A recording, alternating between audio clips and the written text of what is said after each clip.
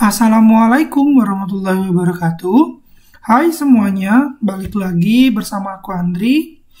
Di video kali ini kita akan melanjutkan pembelajaran kita terkait dengan materi komputasi yang berhubungan dengan bidang-bidang yang ada di kasus-kasus yang ada di dalam teknik kimia. Ini adalah video part kedua, melanjutkan video yang sebelumnya. Untuk teman-teman yang baru menyaksikan, silakan diputar video sebelumnya gitu ya, diputar video yang pertama. Linknya sudah saya sertakan di kolom deskripsi, atau bisa teman-teman nanti cari di playlist, judulnya adalah komputasi gitu ya. Oke, atau kalau nggak salah judulnya pemrograman komputer kalau nggak salah. Kalau nggak komputasi ya, yang berhubungan dengan itulah ya. Nah, kemudian kalau kalian sudah nonton, baru kalian lanjutkan di video kedua ini. Di video pertama, kita sudah membahas terkait dengan pengenalan program untuk melakukan proses komputasi. Ada MATLAB, kemudian yang saya gunakan di video tutorial ini adalah Octave, kemudian bagaimana cara kita menggunakan M-File, script editornya, kemudian bagaimana alur dari input dan output dari struktur programnya, menginisiasi variabel, kemudian membuat baris-baris pembuka di dalam suatu program gitu ya. Nah, itu sekarang kita lanjutkan ke pembahasan yang bab kedua sesuai dengan janji saya di video pertama.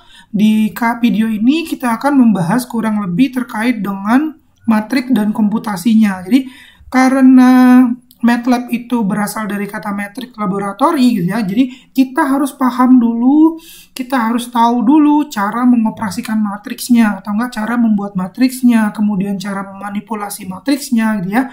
Baru kalau kita sudah tahu cara-caranya yang terkait dengan matriks dan komputasinya, baru nanti kita aplikasikan ke tingkat lanjut untuk menghitung gitu ya, contoh-contoh soal sederhana yang ada di dalam teknik kimia, mulai dari integrasi numeris, kemudian diferensiasi numeris, root finding problem, optimasi dan minimasi, dan segala macam, dengan contoh-contoh yang ada di dalam teknik kimia. Oke, nah di video kali ini nanti kita akan membahas terkait dengan perkenalan tentang matrik, kemudian vektor baris dan vektor kolom, inisiasi matrik, macam-macam matriks, kemudian operasi-operasi matriks, tambah, kurang, kali, bagi, dan segala macam. Kemudian bagaimana cara mengakses elemen-elemen yang ada di dalam matriks gitu ya. Nanti kita bahas di video ini. Kita sampai di 2.6 hari ini. Oke? Oh ya, untuk teman-teman yang baru bergabung juga, supaya enak gitu ya pembelajarannya, teman-teman jika ingin mengakses buku yang saya gunakan, teman-teman bisa mengklik link yang ada di kolom deskripsi. Sudah saya sertakan di sana link untuk mengakses bukunya, gitu ya. Atau teman-teman bisa menggunakan buku-buku yang lain gitu ya, boleh juga. Oke, kita mulai ke materi hari ini. Siap ya? Matriks, mengenal matrik. Suatu matrik tersusun atas elemen-elemen yang dinyatakan dalam huruf kecil, lalu diikuti oleh angka-angka indeks. Misal, A, indeksnya adalah IJ. Indeks I menunjukkan posisi baris ke I. Kemudian J menunjukkan posisi kolom ke J. Contoh gitu ya, di sini kita sudah punya misal matriks A. Matriks A itu gitu ya, elemennya adalah IJ. Berarti ini harusnya sebentar. Ini kayaknya ada yang tipu deh. Yes. Bikin dulu aja ya, daripada nanti ke belakangnya masih tetap salah gitu kan. Ini harusnya adalah I, J. Oke. Nah ini ya, I ini mengindikasikan dari baris ke I, sementara J mengindikasikan posisi ke J. Baris itu adalah yang ini, 1, 2, blank sampai ke I. Jadi kalau misalnya kalian punya Excel atau apa gitu ya, baris itu yang ke belakang. Kalau yang kolom itu yang berdiri gini. Jadi kalau misalnya ini baris, ini kolom gitu ya. Baris dan kolom. Biar nggak bingung, baris itu horizontal, kolom itu vertikal, biar nggak bingung. Kemudian kolomnya adalah J, berarti ada sekian kolom J gitu ya. 1, 2, titik sampai J. Nah, penjelasan dari persamaan yang 2.1 ini, pada matriks ini A11, A12 sampai A1J adalah elemen-elemen yang menempati baris pertama. Jadi ini adalah baris pertama sebanyak J kolom, kan? Sementara A12, A22, A1, AI2 gitu ya, yang ini gitu ya, adalah elemen-elemen yang menempati kolom kedua. Ini adalah kolom kedua. Ini kolom kedua. Kalau ini berarti baris kedua. Ini baris ke I, gitu ya. Dan ini adalah, kalau ke sini, ini adalah kolom ke J, gitu ya. Saya harap teman-teman paham. Dasar-dasarnya dulu. Oke, kita lanjutkan. Kemudian kita masuk ke contoh 2.1. Wah, nggak enak ini lihatnya ya. Kok contohnya di situ? Kita enter aja. Contoh saya punya gitu ya di sini matriks A2 kali 3. Berarti matriks ini terdiri dari 2 baris dan 3 kolom. Nah, misal ini A itu isinya gitu ya, elemen-elemennya adalah 2, 6, 4. Berarti ini adalah baris 1, kemudian ini adalah baris 2, ya kan? 2 baris kan? Kemudian ini adalah kolom 1, kolom 2, dan kolom 3. Kemudian di mana masing-masing elemennya adalah A11 sama dengan 2, A12 sama dengan 6, dan seterusnya sampai A23 misal adalah 9. Baris kedua, kolom ketiga, berarti ini A29. Contoh lagi, contoh 2.2, kita punya matriks B, 3 kali 2, berarti dia terdiri 3 baris dan 2 kolom. Baris 1, baris 2, dan baris 3, kolom 1, kolom 2. Di mana masing-masing elemennya adalah B11, berarti B gitu ya, elemen B, 1 baris ke 1, kolom ke 1, baris ke 1, kolom ke 1, berarti yang ini. Kemudian B12 berarti baris ke 1, kolom ke 2, baris ke 1, kolom ke 1, 2, berarti yang ini. Dan seterusnya sampai yang ini B32, berarti B, elemen B gitu ya, baris ketiga, kemudian kolom kedua, berarti yang ini. Itu ya, paham? Saya harap teman-teman paham. Istilah kolom dan baris, biar nggak nanti agak riwah gitu ya, kalau kita udah mengoperasikan matriks, terus saya menjelaskan baris ketiga, nanti kita ambil, gitu. Kalau bingung, baris ketiga yang mana gitu ya. Biar nggak bingung, kita kenalkan dulu. Oke, berikutnya ada juga yang namanya vektor baris dan vektor kolom. Maksudnya adalah notasi vektor biasanya dinyatakan dengan huruf kecil dan dicetak tebal. Suatu matriks dinamakan baris, vektor baris berukuran M gitu ya. Vektor baris berukuran M bila hanya memiliki 1 baris dan M kolom. Ya, ini maksudnya vektor baris. Dan dinyatakan gitu ya, misal yang A ini adalah vektor baris. Vektor baris sebanyak M gitu ya. Berarti A11, A12 sampai A1M. Kolomnya sebanyak M. Kolom 1, kolom 2, seterusnya sampai kolom M. Ya, atau ini karena dia memang cuma 1 baris, maka indeksingnya cukup yang kolomnya saja gitu ya. Berarti A1, A2 sampai seterusnya AM. Ini adalah vektor baris cuma satu baris. Kemudian, sedangkan suatu matriks dinamakan vektor kolom berukuran n bila hanya memiliki satu kolom dan n baris. Ini kebalikannya. Kalau vektor baris itu satu baris, kalau vektor kolom berarti cuma satu kolom dan sebanyak n baris. Misal nih, ya, A itu adalah vektor kolom yang dimana banyak barisnya adalah n. Berarti A11, A12, dan seterusnya sampai A1n. Berarti ini adalah matriks elemen A, indeksingnya adalah di baris ke n gitu ya, kolom ke 1. Atau dapat ditulis dengan bentuk seperti ini. Oke, selanjutnya kita mengenal inisiasi matriks dalam komputer. Sebelum dilanjutkan, pembaca disarankan agar Anda mencari tahu sendiri bagaimana cara membuat M-file. Nah, cara membuat M-file sudah saya paparkan di video yang pertama. Untuk teman-teman yang baru bergabung dengan video ini, silakan tonton video sebelumnya, yang pertama di kolom deskripsi atau di playlist pemrograman komputer, baik di MATLAB maupun di Octave, dan bagaimana cara menjalankannya. Karena semua source code atau kode sumber yang terdapat dalam buku ini ditulis dalam M-file. Walaupun sangat mudah untuk melakukan copy paste, namun dalam upaya membiasakan diri menulis source code di M-file, penulis anjurkan pembaca menulis ulang semuanya. Ini tipu nih. Oke.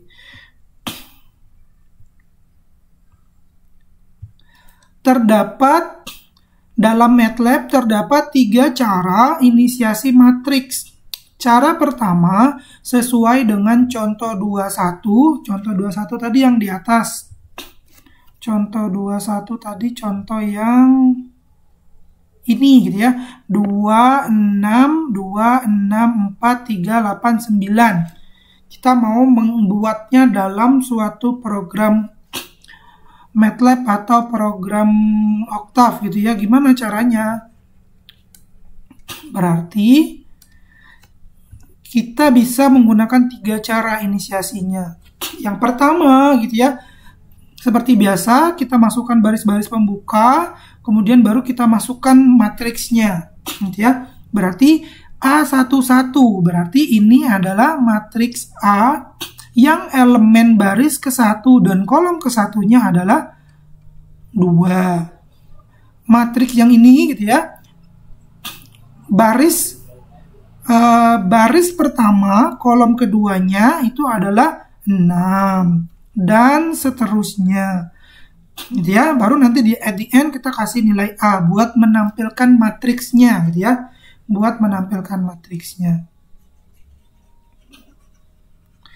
Kita contoh gitu ya. Kita copy paste program ini ke dalam M-file. Jadi teman-teman kalau kalian belum membuka program MATLAB atau Octave-nya, silakan teman-teman buka dulu. Kemudian baru kita new file buat membuat M-file baru. Seperti biasa, sebelum kita memasukkan programnya, kita buat nama fungsinya dulu. Function, misal kita bikin contoh ke-1 gitu ya. Kalau enggak ini aja. Inisiasi 1. Kemudian baru kita pastekan program yang di sini. Atau enggak teman-teman silakan diketik ulang gitu ya. Paste, kemudian jangan lupa ditutup dengan N. Clear dan CLC ini sudah saya jelaskan di video sebelumnya sebagai pembuka untuk membersihkan si command window sama membersihkan memori sebelumnya. Kemudian ini adalah cara membuat inisiasi matriksnya. Nah, setelah itu baru kita simpan. Nama filenya inisiasi 1 sama dengan nama fungsi yang kita bikin. Nah, terkait dengan cara membuat nama fungsi dan segala macam itu sudah saya jelaskan di video sebelumnya, di video yang pertama. Kita save, Kemudian karena kita udah klik yang ini, kalau mau save pakai yang ini, kalau mau save dan run pakai yang ini. Karena tadi udah kita run, harusnya keluar. Nah, berarti di sini kelihatan nih matriksnya. Ini sebentar, saya bagi dua dulu layarnya biar enak. Di sini kelihatan nih kalau semisalnya gitu ya. Kalau semisalnya matriks A itu sama nggak antara yang kiri dengan yang kanan? 264, 264, 389, 389. Itu cara pertama buat membuat inisiasi matriks di dalam suatu program dengan cara kita menuliskan indexingnya dari step one by one ya. Atau gitu ya, kita mau contoh yang kedua, kita mau bikin matriks yang kedua ini dalam bentuk inisiasi. Berarti sama, kita masukkan nilai-nilai indexingnya ini tadi. B11, B12, B13 gitu ya. Kalau di sini kita langsung kopas aja gitu ya biar enak. Ini saya kopikan. Kemudian saya masukkan di bawahnya gitu ya. Kemudian kita langsung run, harusnya kita save dan run. Cuman di sini saya mau jelaskan, berarti ini adalah baris ke-1, kolom ke-1, elemennya adalah 2 dan seterusnya gitu ya, baris ketiga, kolom kedua. Nanti hasilnya, bentuk matriknya harusnya adalah sama dengan yang ada di sini, harusnya ya. Sekarang kita coba run, save dan run. Save dan run. Kalau sudah, baru kita lihat. Oke, ini adalah hasilnya. Ini tadi yang A, karena nggak kita hapus. Ini adalah yang B. Bukan dihapus sih, karena masih di dalam program yang A. Kemudian adalah yang B. 24, 67, 35. 24, 67, 35. Sama. Berarti ini adalah cara membuat inisiasi variabel matriks gitu ya. Dengan cara kita menuliskan indexing elemen-elemen yang ada di dalam matriks tersebut. Sampai sini bingung? Ada yang tanyakan? Kalau ada yang tanyakan silahkan ditulis di kolom komentar. Nanti kita bahas.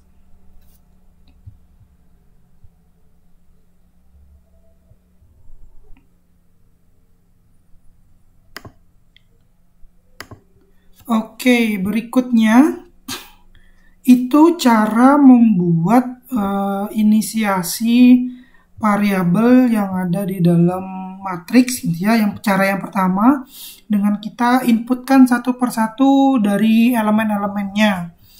Kemudian ada cara yang kedua. Cara kedua relatif lebih mudah dan benar-benar merepresentasikan dimensi matriksnya, di mana jumlah baris dan jumlah kolom terlihat jelas. Contoh gitu ya. Ini adalah programnya. Kita langsung copy saja ya. Ini saya kopikan dulu gitu ya. Terus kita ke M file, kita bikin new function inisiasi yang kedua. Kita kopikan, kemudian kita tutup dengan N. Nah, kalau udah bentuknya seperti ini gitu ya, di sini udah kelihatan banget gitu ya, udah kelihatan banget bentukannya gitu ya, bentukan kolom dan bentukan barisnya. Jadi nggak bakal kita keliru atau gimana gitu ya. Ini 264, kemudian ini 389, 389. Bentukannya seperti ini, kemudian kita run dan save. Jangan lupa dinamai inisiasi 2 sama antara nama function yang ada di sini dengan yang kita tuliskan. Kalau sudah kita run tadi, kita klik di kolom command window, hasilnya akan sama. Paham ya? Ada cara pertama dengan mengetik manual elemen-elemennya, kemudian ada cara kedua yang lebih cepat gitu ya. Dengan cara kita bikin gitu ya, di enter seperti biasa. Jadi diklik, diketik elemen-elemennya gitu ya, 2 spasi 6 spasi 4, enter ya. Habis itu 389 dan seterusnya. Itu cara inisiasi yang kedua. Kemudian yang ketiga, ada satu lagi caranya. Cara ketiga jauh lebih singkat, namun tidak menunjukkan dimensi matriks lantaran ditulis hanya dalam satu baris. Kalau yang cara kedua ini ditulis dalam 2 baris gitu ya. Ini baris pertama, ini baris kedua gitu ya, dan seterusnya. Kalau yang ini cuman dibuat dalam 1 baris. Caranya gimana gitu ya? Caranya adalah dipisahkan antara baris satu dengan baris yang lain, itu dipisahkan dengan titik koma. gitu ya. Kemudian, oh ya saya lupa untuk ngasih tahu kalau misalnya untuk kolomnya, untuk membuat pemisah antara kolom satu dengan kolom yang lain itu dengan spasi. Misal 2 spasi 6, berarti 2 ini adalah kolom pertama, 6 itu adalah kolom kedua. Oke, kita coba running untuk contoh yang inisiasi ketiga. Ini saya kopikan dulu. Kemudian kita buka programnya. Ini saya bikin di sampingnya biar kelihatan. Kita bikin new seperti biasa, function inisiasi 3 misal. Saya copy paste, kemudian saya tulis add. Oke, habis itu kita run program, jangan lupa disimpan, inisiasi 3. Di save. Kalau sudah di run, runnya tombol ini. Kemudian kita lihat di command window, oke, jawabannya sama dengan yang tadi gitu ya. Matriks A dan matriks B. Jadi ada 3 cara. Yang pertama dengan cara menulis semua elemen-elemennya manual. Kemudian yang kedua ini relatif merepresentasikan dari matriks yang mau kita buat antara kolom satu dengan kolom yang lain. Itu ngebedainnya dipisahkan dengan spasi gitu ya, 2 spasi 6 spasi 4. Kemudian untuk membedakan baris satu dengan baris yang lain itu dibuat enter, dibikin enter di bawahnya. Kemudian, kalau cara ketiga ini lebih singkat, cuman dia tidak merepresentasikan dari matriksnya, ya. Tidak kelihatan jelas kalau matriks ini baris kemana, baris kedua ya. Dengan cara tetap sama, kolomnya dipisahkan dengan spasi, gitu ya, 2 spasi 6 spasi 4. Kemudian untuk barisnya dipisahkan dengan titik koma, ini titik koma yang ini. Kalau teman-teman nggak kelihatan, magnifier. Ini dengan titik koma ya. Oke, saya harap teman-teman paham. Kita lanjut ke materi kita. Berikutnya terkait dengan macam-macam dari matriks. Yang pertama ada matriks transpose. Operasi transpose terhadap suatu matriks akan memutar elemen-elemen kolom menjadi elemen-elemen baris. Berarti kalau kita mau mengoperasikan matriks itu menjadi matriks transpose, berarti nanti elemen kolomnya diubah menjadi baris, baris menjadi kolom.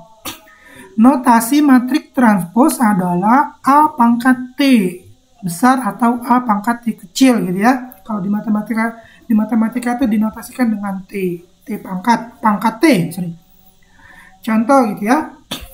Kita punya matriks A. Matriks A-nya adalah 2, 6, 4, 3, 8, 9. Matriks transposnya berarti kan AT gitu ya. Matriks transpos dari A gitu ya. Kebalikannya, baris jadi kolom, kolom jadi baris. Yang ini gitu ya, yang ini nanti berubah menjadi kolom. Baris kedua berubah menjadi kolom kedua. Saya ulangi ya. Berarti nanti baris pertama akan menjadi kolom pertama, baris kedua akan menjadi kolom yang kedua. Coba kita langsung eksekusi contoh yang ada di buku ini ya. Kita copy dulu, kita kopikan. Kemudian kita bikin baru new function matriks T, matriks transpose gitu ya. Kemudian kita paste, kita end. Ini adalah matriks A-nya, gitu ya. Ini titik 2-nya saya hilangkan buat saya tampilkan nanti di command window di hasilnya. Kemudian AT ini adalah matriks transpose dari A. Nah, untuk membuat dia menjadi transpose, saya cukup memberikan petik 1 di atas A-nya. Oke, kalau sudah coba kita simpan dengan nama yang sama. Tadi ada matriks T, berarti di sini matriks T. Di save, coba kita lihat hasilnya. Oke, dia error di sini. Nggak ke detect gitu ya. Coba kita lihat errornya di bagian mana. AT sama dengan A petik sorry, petik tadi harusnya dari yang kita kopas itu beda mungkin ya. Coba ya, kita run. Oke, sudah keluar. Biar teman-teman make sure tadi yang kita kopas itu bentuknya seperti ini. Petiknya beda dengan petiknya yang ini ya. Karena jenis huruf jadi nanti dia berbeda juga. Petik ya, di run, kemudian nanti kita dapat transposnya. Ini adalah matriks A kita, kemudian ini adalah matriks transposnya. Kolom jadi baris, baris jadi kolom. Oke? Kalau paham, kita lanjut ke materi yang berikutnya. Materi berikutnya adalah matrik bujur sangkar. Matrik bujur sangkar adalah matrik yang jumlah baris dan kolomnya sama. Berarti kalau misalnya A 3,3, berarti itu matriksnya terdiri dari 3 baris dan kolomnya juga 3. Berarti 3, ingat aja. 3. Atau enggak matriks dan kolomnya sama. Ya kalau bujur sangkar, namanya juga bujur sangkar kan. Oke, berikutnya ada matrik simetris. Matrik simetris adalah matrik bujur sangkar yang elemen-elemen matriks transposnya bernilai sama dengan matriks aslinya. Jadi matriks simetris ini adalah matriks yang ketika ditranspos tidak ada perubahan nilainya, gitu ya, sama. Misal ada A2, 1, 3, 197, 379, ini nanti ditranspos, hasilnya juga tetap yang itu, ya. Hasilnya juga akan tetap yang ini. Misal, baris pertama nanti diubah ke kolom yang pertama. Sama kan nilainya? 2, 1, 3, 2, 1, 3. Kemudian baris kedua diubah menjadi kolom yang kedua. 197, 197, dan sama halnya dengan baris ketiga dan kolom ketiga. Jadi, matriks simetris itu adalah matriks yang transposnya itu sama dengan matriks aslinya. Oke, kita lanjut ke jenis matriks yang berikutnya. Ada namanya matriks diagonal. Matriks diagonal adalah matriks bujur sangkar yang seluruh elemennya bernilai 0. Elemennya bernilai 0 kecuali elemen diagonalnya. Jadi semua elemennya ini adalah 0. Semuanya elemennya 0 kecuali yang bagian diagonalnya saja. Itu dikenal dengan matriks diagonal. Perintah untuk membuat sembarang matriks diagonal dalam MATLAB ataupun Octave bisa dilakukan dengan sintak diag, gitu ya, D-I-A-G, diag. Contoh kita mau membuat matriks yang ini, gitu ya, matriks A sama dengan 200 090 0096 ke dalam MATLAB ataupun Octave. Kita langsung seperti biasa kita bikin new program, gitu ya. Function, kemudian kita bikin matriks diagonal, diag, gitu ya. Kemudian N, ini adalah buat nutup programnya. Nah, nanti cara membuatnya gimana, gitu ya. Nah, kita tetap menggunakan cara shortcut, pakai sintak diag. Oke, seperti biasa, sebelum kita mulai, kita masukkan komen untuk perintah untuk pembuka, gitu ya, clear. Kemudian baru kita masukkan programnya. Misal ini adalah A, gitu ya. Kemudian sama dengan sintaknya diag, buka kurung. Elemen yang mau kita masukkan nilainya, kalau di sini adalah 296, 2 spasi 9 spasi 6 ditutup, koma. Ini kan 3 kali 3, ya. Matriksnya berukuran 3 baris dan 3 kolom, berarti 3,3. Setelah itu baru kita tutup. Kalau sudah, baru kita save, run, dan save. Namanya adalah tadi matriks diag. Nih, namanya yang sudah saya bikin di sini adalah matriks diag. Setelah itu kita save. Kita lihat hasilnya. Oke. Ini adalah hasilnya. Matriks diagonal 296, 296, selainnya adalah 0. Gitu ya, kita menggunakan sintak diag. Oke. Selanjutnya kita masuk ke materi yang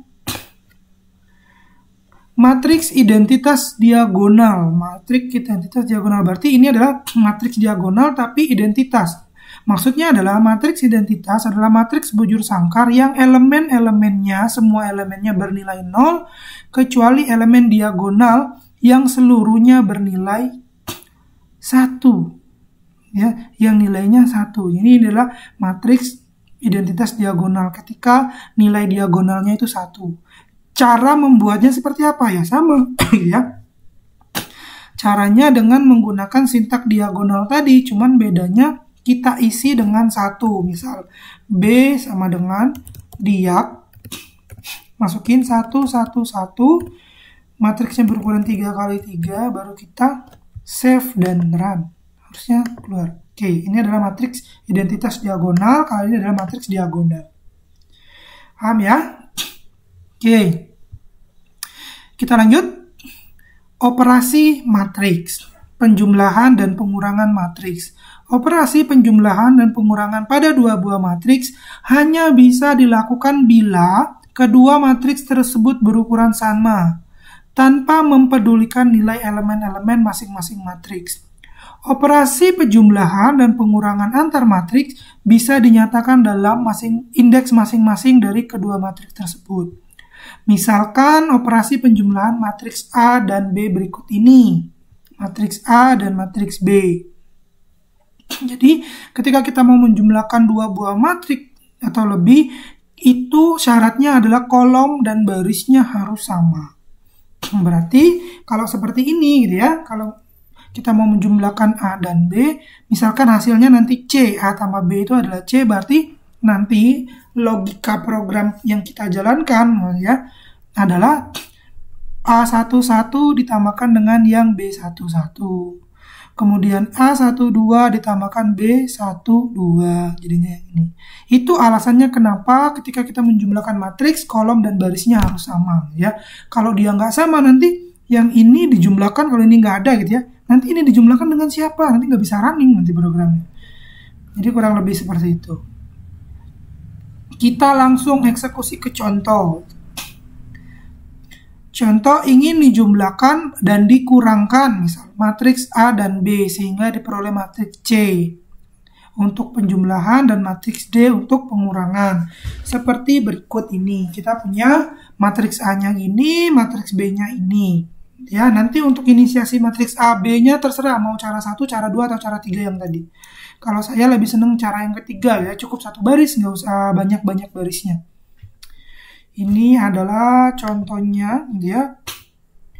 Ini matriks yang A, ini matriks yang B. Untuk menjumlahkannya langsung aja A tambah B, A kurang B. Misal, ya.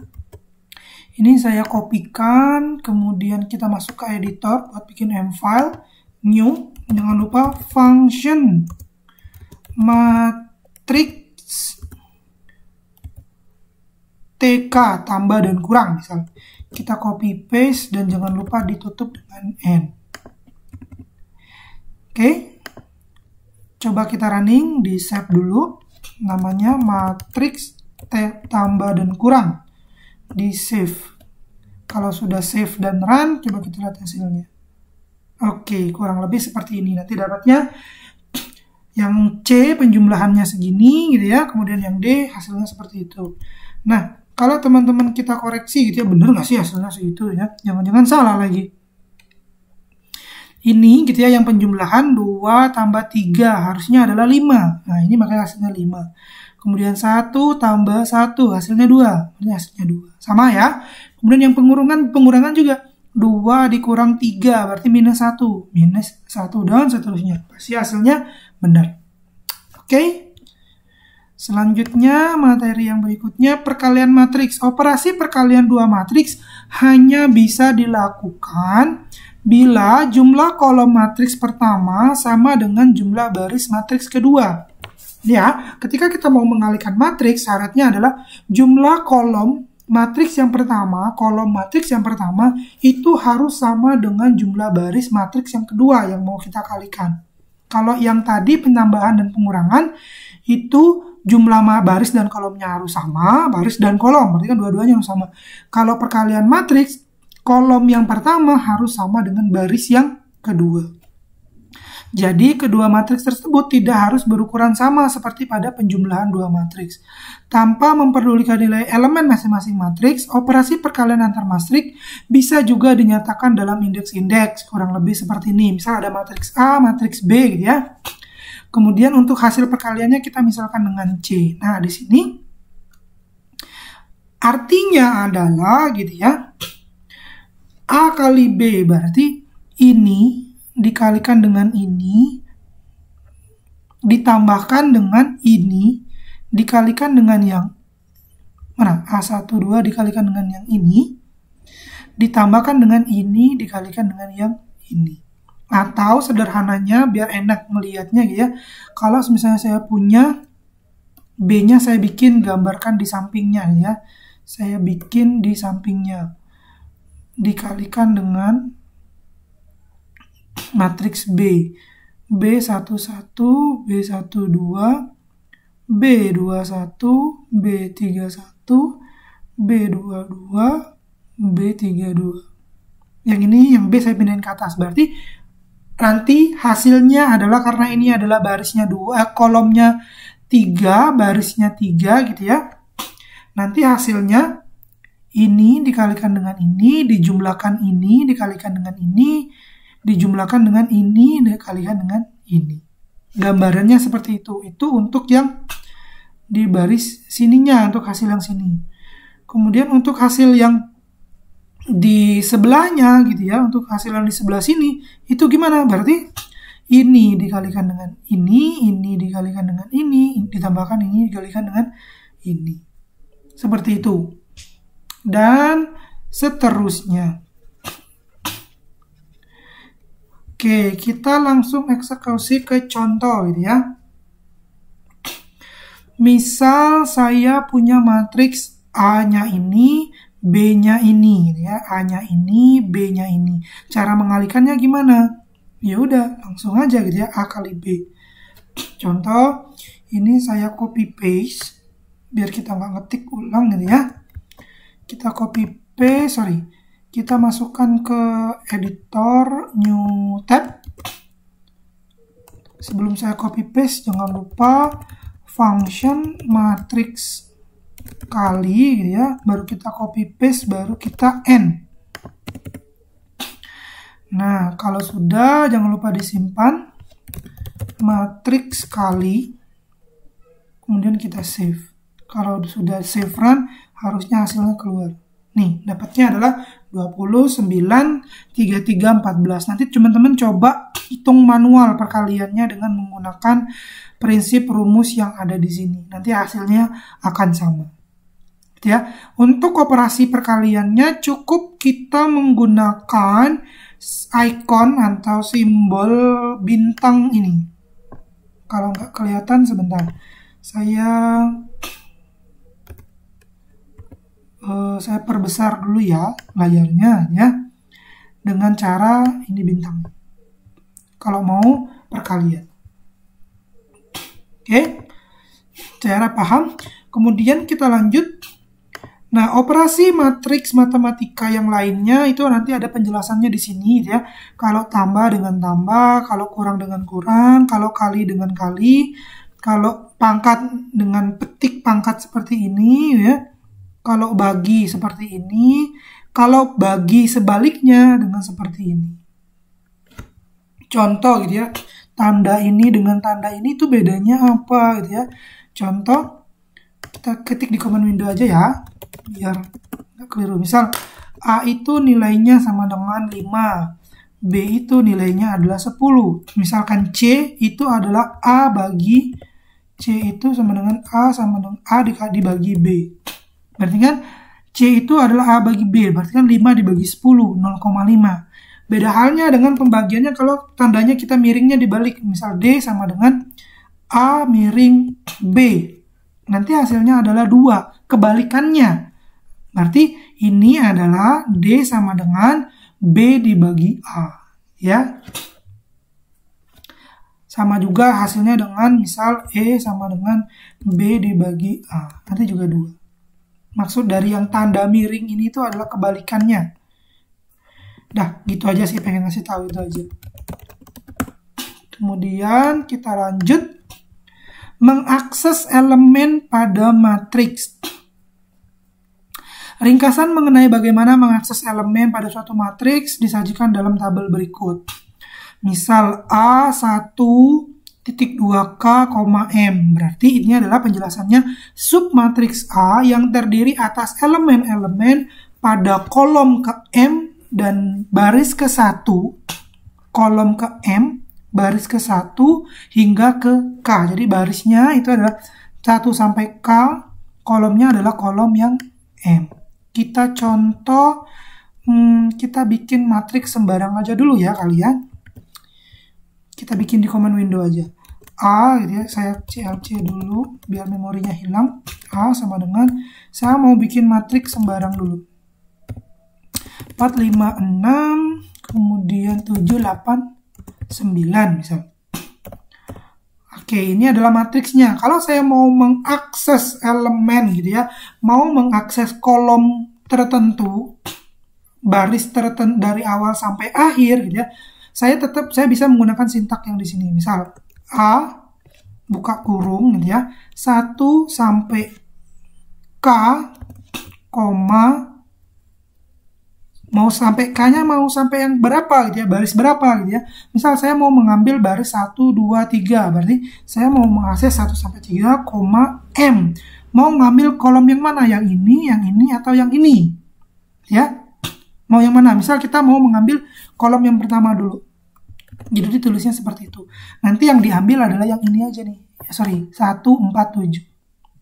Kalau misalnya kita mau mengambil kolom yang kedua, berarti nanti 1 sampai 3. Nah, jadi baris 1 sampai 3 yang mau kita ambil kolomnya adalah kolom yang kedua. Gitu ya. Tapi kalau misalnya kita mau mengambil baris 1, 2 aja bisa nggak sih Pak? Coba gitu ya. A 1 sampai 2 gitu ya. Kolomnya mau kolom keberapa? Kolom kedua misalnya. Oke, berarti nanti cuman yang diambil baris 1, baris 2, 2 dan 5 aja yang diambil, kan? Oke, seperti itu maksudnya.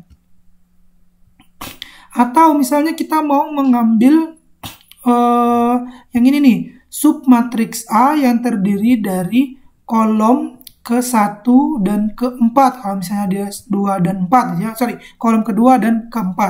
Coba gitu ya. Karena ini cuma ada 3, kita misal A.2, koma gitu ya. Saya mau ngambil 1 dan 3 misal. Tutup kurung bisa nggak? Oke, bisa ya. Berarti kita mau mengambil gitu ya semua matriks, semua baris gitu ya dari yang ada di dalam A ini 1, 2, 3, tapi kolom 1 dan kolom 3 aja. 1 dan 3 aja. Bisa nggak kita mau ngambil kolom 2 dan 3? Bisa, berarti tinggal bikin A gitu ya. Semua baris yang ada di A 1, 2, dan 3. Kemudian kolom yang mau kita ambil. Kolom yang kita ambil adalah misal 1 dan 2. Oke, yang diambil adalah kolom 1 dan kolom 2. Kolom 1 dan kolom 2. Itu sih paling sama penjelasan di bawah-bawahnya juga kurang lebih sama. Intinya adalah yang sebelum koma ini indikasi untuk ngambil baris, yang setelah koma itu untuk ngambil kolomnya. Ya. Atau kita mau yang terakhir nih, contoh yang terakhir, matriks A.2. Mengubah matriks A menjadi satu vektor kolom. Berarti kalau bentukannya kita ubah gitu ya, yang ini, matriks ini, yang 3 kali 3 ini, dengan perintah A.2 nanti hasilnya adalah, kita tulis ya, A.2. Nah, nanti dia cuma dalam bentukan satu kolom doang, dia tapi barisnya selebihnya dibuat di bawah. 147. Ini adalah 147, kemudian kolom yang keduanya dibuat di baris di bawahnya, kolom yang ketiga dibuat di baris di bawahnya. Nih, jadinya cuma satu kolom. Oke, gampang ya. Nanti teman-teman kalau mau mengulang kembali, silakan di rewind, diputar kembali video ini, atau teman-teman kalau video yang saya jelaskan ini terlalu cepat, teman-teman bisa belajar sendiri lewat buku yang sudah saya tulis ini. Untuk link aksesnya silakan teman-teman akses di kolom deskripsi. Saya rasa cukup dulu untuk pertemuan kita hari ini, sudah lumayan panjang durasinya. Nanti teman-teman nggak bisa nerima dengan baik kalau lebih panjang lagi. Kita cukupkan video kali ini, sampai jumpa di video seri ketiga. Nanti kita bahas minggu depan gitu ya, terkait dengan counterflow MATLAB dan seterusnya. Oke. Kalau kalian suka dengan video seperti ini, jangan lupa di like dan di share ke teman-teman yang membutuhkan. Semoga dia juga terbantu dengan adanya video ini dan menjadi amal kebaikan untuk kita semuanya. Oke? Saya akhiri, wabillahi taufiq wal hidayah. Wassalamualaikum warahmatullahi wabarakatuh. Sampai jumpa di seri video yang ketiga. Bye-bye.